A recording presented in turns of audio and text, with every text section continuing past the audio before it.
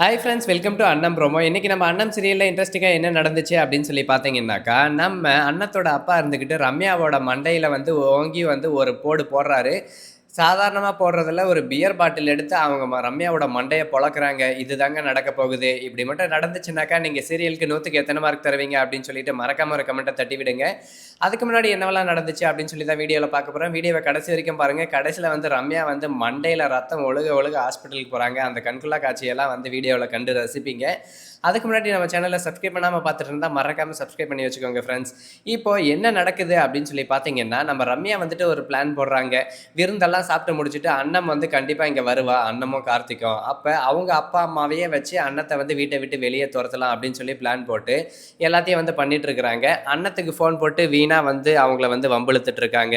"நீ என்னதான் வம்பிழுத்தாலும் வந்து நான் தாண்டி ஜெயிப்பேன்" அப்படின்னு சொல்லிட்டு அண்ணன் வந்துட்டு ரொம்ப வந்து சூப்பரா வந்து பேசிட்டு இருக்காங்க நம்ம ரம்யா கிட்ட. ரம்யா வந்துட்டு பார்த்தீங்கன்னாக்கா, "அ சரிங்க கமிஷனர் மேடம், வாங்க விருந்து ரெடி ஆயிட்டுருக்கும். நம்ம போய் சாப்பிடலாம்" அப்படின்னு சொல்லிட்டு நம்ம கார்த்திக் நம்ம சரவணன் வந்து கூப்பிடும்போது, அவங்க வந்து கனவு கண்டுட்டு இருக்காங்க. நம்ம அண்ணத்தோட அப்பா வந்து அண்ணம வந்து அடிச்சு தொரத்துற மாரியும், கார்த்திக்கையும் அடிச்சு தொரத்துற மாரியும் வந்து கனவு கண்டுட்டு இருக்காங்க. என்ன மாரி கனவு வருது பார்த்தீங்களா நம்ம கமிஷனர் மேடம்க்கு? நமக்கெல்லாம் வந்து கனவு எப்படி வருதுன்னாக்கா, அண்ணன் வந்து செருப்பு எடுத்து நம்ம ரம்யாவ வந்து அடிச்சு வீட்ட விட்டு வெளிய துரத்துற மாரி தான் நமக்கு கனவு வருது. ஆனா நம்ம ரம்யா மேடமுக்கு வந்து இந்த மாரிலாம் கனவு வருதுன்னு நான் கொஞ்சம் கூட எதிர்பார்க்கலைங்க. அப்புறம் என்ன நடக்குது அப்படின்னு சொல்லி பார்த்தீங்கன்னா, இங்க கார்த்திக்கும், அண்ணமும் வந்து வீட்டுக்கு வர்றதுக்காக ரெடியாகி கிளம்பிட்டு இருக்காங்க. அந்த சமயம்ன்னு பார்த்து நம்ம அண்ணத்தோட அப்பா இருக்காரு பார்த்தீங்களா, அவர் வந்து என்ன சொல்றாருன்னா, "சரிம்மா விருந்து ரெடி ஆயிடுச்சு. வாங்க எல்லாரும் வந்து விருந்து சாப்பிட்டுப்பீங்க" அப்படின்னு சொல்லி கேட்கும்போது, "சரி நாங்க வரோம்" அப்படின்னு சொல்லிட்டு சரவணன் வந்துட்டு ரம்யாவ கூட்டிட்டு வராங்க. கூட்டிட்டு வரும்போது, அங்க வந்து விபரீதமா ஒண்ணு நடந்துருது. அது ஒண்ணும் அவ்வளோ பெரிய ஷாக்கான விஷயமே இல்ல. ஆனா அதையே ஏத்துக்க முடியாம ரம்யாவுக்கு வந்து அம்பேல்ன்னு ஆயிடுது. அப்படி என்ன நடக்குதுன்னு பார்த்தீங்கன்னாக்கா, எல்லாம் வந்து சிக்கன் பீஸு, லெக் பீஸு அதையும் இதையும் கடிக்கிற மாரி கனவு கண்டுருக்காங்க நம்ம ரம்யா. அவங்களுக்கு எல்லாம் கனவா கண்டுட்டு இருக்கிறாங்கங்க.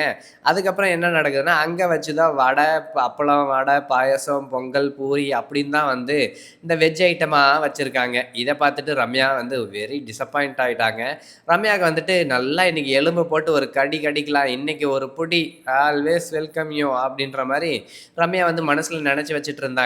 ஆனா கடைசில நடந்தது என்னன்னு சொல்லி பார்த்தீங்கன்னா, எல்லாம் வீணா போச்சு. அவங்க வந்துட்டு நல்லா எலும்ப அடிச்சு நொறுக்கி சாப்பிடலான்னு பார்த்தா, இங்க கடைசில வந்து அப்பளத்த தான் நொறுக்கணும் போல இருக்கு. அந்த அளவுக்கு வந்து ஏமாற்றமா போயிடுச்சு நம்மளோட ரம்யாவுக்கு. அதுலயே வந்து அவங்க ரொம்ப சோகமாயிடுறாங்க. ஆனா சரவணன் இருந்துகிட்டு என்ன சொல்றாருன்னா, "என்ன மாமா நீங்க இவ்வளோ ஃபீல் பண்றீங்க? நீங்க இதெல்லாம் நீங்க செஞ்சு போடுற ஆட்டுக்கறியோ, இல்ல கோழிக்கறியோ வந்து எங்கள சந்தோஷப்படுத்தாது. உங்களோட அன்பு மட்டும் தான் எங்கள சந்தோஷப்படுத்தும்." "என்ன மேடம் சொல்றீங்க?" அப்படின்னு சொல்லி கேட்கும்போது, மனசுல இருந்து சொல்லாம வெறும் வாய் வார்த்தையா, "ஆமா, ஆமா" அப்படின்னு சொல்றாங்க நம்ம ரம்யா. அதுக்கப்புறம் சரவணன் வந்துட்டு, "ஐத்த நீங்க என்ன ஐத்த இப்படி பண்ணிட்டீங்க? போங்க பாசத்தலைங்கள கட்டி போட்டுட்டீங்க" அப்படின்னு சொல்றாங்க. ஆனா ரம்யா நெனச்சாங்க, விருந்துன்ன உடனே நல்லா தடபுடலா செஞ்சு போடுவாங்க அப்படின்னு சொல்லிட்டு, கிடையவே கிடையாது. அப்புறம் என்ன நடக்குதுன்னாக்கா, எல்லாரும் சாப்பிட்டு முடிச்சுட்டு நம்ம அண்ணத்தோட அப்பா இருந்துகிட்டு, "சரிம்மா நான் இங்க கொஞ்சம் பக்கத்துல வரையும் போயிட்டு வரேன். நீங்க இப்ப தூங்கி ஒரு பொழுதனையே எழுச்சிருங்க" அப்படின்னு வந்து சொல்லும்போது, "எங்க போறீங்க பக்கத்துல? எங்கேயும் போகாதீங்க. இங்கேயே இருங்கன்னு" சொல்லும்போது, "அட இங்க தாம்மா பக்கத்துல போயிட்டு வரேன், பக்கத்துல போயிட்டு வரேன், பக்கத்துல போயிட்டு வரேன்னு" மட்டுமே சொல்லிட்டு இருக்கிறாரு நம்ம அண்ணத்தோட அப்பா. எங்க போவாருன்னு சொல்லி நம்ம எல்லாம் தெரிஞ்சிடுச்சு. யாரெல்லாம் அவர் வந்து எங்க போவாருன்னு சொல்லி நெனைக்கிறீங்களோ, அத வந்து கமெண்ட் பண்ணுங்க. அவர் எங்க போவாருன்ட்டு. அவர் வந்துட்டு பார்த்தீங்கன்னா, ஒரு கவர்ன்மெண்ட் ஷாப்புக்கு வந்து போறாரு. அந்த கவர்ன்மெண்ட் ஷாப்போட பேர் என்னன்னு தெரிஞ்சாக்கா மறக்காம கமெண்ட்ல சொல்லுங்க. அப்புறம் வந்து அவங்க எங்க போறாங்கன்னு சொல்லிட்டு ரம்யாவுக்கு புரிய வர்றதில்ல. அதனால ரம்யா என்ன பண்றாங்கன்னா, சரவணன் கிட்ட எங்க தான் போறாரு இவருன்னு கேட்கும்போது, அவரு "ஸ்ருதி அத்த போயிருக்காரு. ஸ்ருதி அத்த" அப்படின்னு சொல்லும்போது, அப்பதான் புரியுது ரம்யாவுக்கு. அவரு அங்க தான் போறாருன்னு எனக்கும் தெரியும். ஆனா அவங்கள வந்து போக விடாதீங்க. இப்பதான் வந்து அண்ணமும், கார்த்திக்கும் வர டைமு. வந்தா இங்க நம்ம ஏதாச்சும் பிரச்சனைய கெளப்பணும் அப்படின்னு சொல்றாங்க.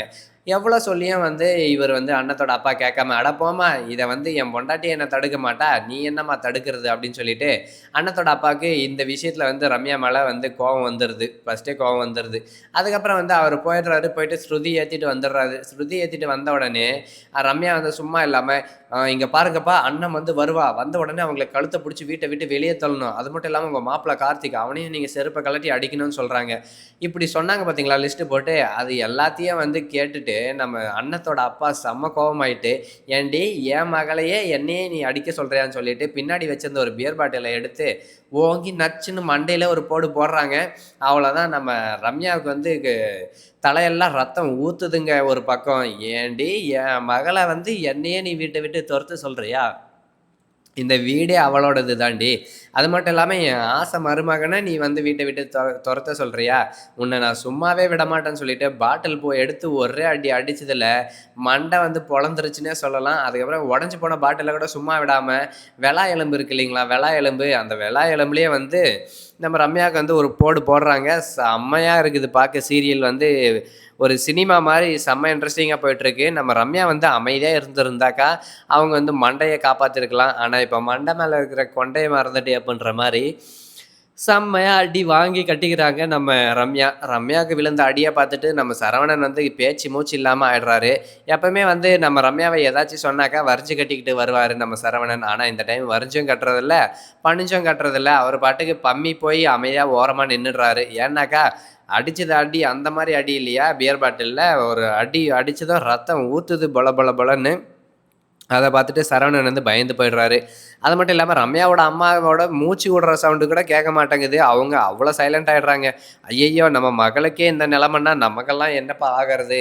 அப்படின்னு சொல்லிட்டு அவங்களுக்கு ரொம்ப பயமாயிடுது. அது மட்டும் இல்லாம இங்க சரவணனும் அப்புறம் வந்து ரம்யாவும் ரொம்ப பயத்துல போய் அமைதியா உக்காந்துடுறாங்க. இங்க நம்ம கார்த்திக்கும் அப்புறம் வந்து பார்த்தீங்கன்னாக்கா, யாரு அண்ணமும் வந்து வராங்க. வர்றது மட்டும் இல்லாம அவங்க வந்த உடனே அவங்களோட அப்பா வந்துட்டு சரக்கு அடிச்சிருக்கிறதுனால உள்ளுக்குள்ள இருக்கிற பாசம் எல்லாமே உண்மையெல்லாம் வெளிய வந்து, "அம்மாடி அன்னோம் என்ன பெத்த மகராசி நீ வந்துட்டியா? வாம்மா வாம்மா நீ இல்லாம இந்த எரும மாடு உனக்கு எதிரா என்ன திருப்பி விட பார்த்தாம்மா" அப்படின்னு சொல்லிட்டு எல்லா உண்மையும் போட்டு உடைச்சிடுறாங்க நம்ம அண்ணத்தோட அப்பா. இப்போ நம்ம ரம்யாவுக்கு வந்து நெனைக்கிறாங்க, "அட பாவி! என்னடா ஒரு ரூ. 150 குவார்ட்டர்ல வந்து நான் குடுத்த 25 சவரன் நகைய வந்து பெருசா இல்லாம, நீ வந்து வளர்த்த பொண்ண வந்து இப்படியெல்லாம் பேசுறியே!" அப்படின்னு சொல்லிட்டு நம்ம ரம்யாவுக்கு ஷாக் ஆயிடுது. இங்க ஒரு பக்கம் அண்ணனுக்கு ரொம்ப சந்தோஷமாயிடுது. "என்னப்பா நீங்க, நான் வந்துட்டு எவ்வளவோ உங்ககிட்ட கேட்டுருக்கேன். எவ்வளோ அன்ப காட்டுங்க, அன்ப காட்டுங்கன்னு சொல்லியிருக்கேன். ஆனா அப்பல்லாம் நீங்க வந்து கேட்காம, இப்ப வந்துட்டு வந்து பார்த்தீங்கன்னாக்கா, ஒரு ரூ. 150 சரக்க வந்து சாப்பிட்டு என் மேல இவ்வளோ பாசத்த கொட்டி பொழியிறீங்களேப்பா, யாருப்பா நீங்க?" அப்படின்னு சொல்லிட்டு அண்ணத்துக்கே ஒரு பக்கம் சந்தோஷமாயிடுதுங்க. அது மட்டும் இல்லாம, இப்போ என்ன நடக்குதுன்னாக்கா, ரம்யாவ வந்து அந்த வீட்ட விட்டு அடிச்சு தொரத்துறாங்க நம்ம அண்ணனும், அண்ணத்தோட அப்பாவும், அப்புறம் கார்த்தியும் 3 பேரும் சேர்ந்துக்கிட்டு. செம்ம ட்விஸ்ட் ஆயிடுச்சுங்க. அப்போ வந்து சரி நான் தான் வேணான்னு சொல்றீங்கல்ல, அப்போ நான் குடுத்த அந்த நகையெல்லாம் குடுங்கன்னு சொல்லும்போது, சின்ன பொண்ணு அம்மா என்ன சொல்றாங்கன்னாக்கா, "போடி எருமக்கடா, உனக்கு நகை வேற குடுப்பாங்களா? இங்க வீட்டுக்குள்ள புகுந்து எங்க குடும்பத்த கெடுக்க பார்த்த நாய் நீ, உனக்கு வந்து நான் நகைய குடுப்பனா?" அப்படின்னு சொல்லிட்டு செமையா வந்து பேசி, அவங்கள வந்து வீட்ட விட்டு தொரத்திடுறாங்க. ஓகேங்க. இப்போ நம்ம அப்பா வந்துட்டு நம்ம ரம்யாவோட மண்டைய உடைச்சு யாருக்கெல்லாம் புடிச்சிருக்கோ, அவங்கள மறக்காம வீடியோவ லைக் பண்ணுங்க, கமெண்ட் பண்ணுங்க, ஷேர் பண்ணுங்க. இது போன்ற சீரியல் பத்தின அப்டேட்ஸ் தெரிஞ்சுக்க நம்ம சேனல சப்ஸ்கிரைப் பண்ணுங்க. தேங்க்ஸ் ஃபார் வாட்சிங். டாடா, பாய் பாய்.